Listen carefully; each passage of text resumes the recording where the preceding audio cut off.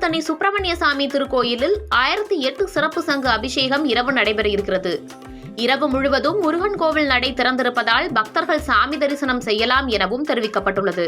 முருகப்பெருமானின் அறுபடை வீடுகளில் 5ஆம் படை வீடாக போற்றப்படும் திருவள்ளூர் மாவட்டம் திருத்தணி அருள்மிகு சுப்பிரமணிய சுவாமி திருக்கோயிலில் மாசி மாதம் மகா சிவராத்திரியை முன்னிட்டு மலைக்கோவில் யாகசாலை பூஜைகள் அமைத்து 1008 சங்குகள், 21 இளநீர் கலசம் ஆகியவற்றிற்கு சிறப்பு பூஜைகள் செய்யப்பட்டது.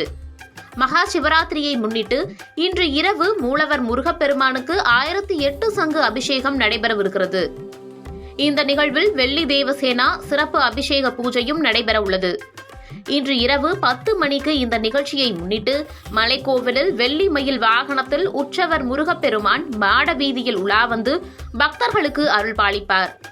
வருடத்திற்கு ஒரு முறை வரும் மகா சிவராத்திரியை முன்னிட்டு சிறப்பு பூஜைகள் இன்று நடைபெற உள்ளது. மேலும் இன்று இரவு முழுவதும் பக்தர்கள் மலைக்கோவிலில் மூலவர் முருகப்பெருமானை மாசி மாத மகா சிவராத்திரியை முன்னிட்டு சாமி தரிசனம் செய்யலாம் என்று திருக்கோயில் நிர்வாகத்தினர் தெரிவித்துள்ளனர். நிகழ்ச்சிக்கான சிறப்பு ஏற்பாடுகளை திருக்கோயில் நிர்வாகத்தினர் செய்துள்ளனர்.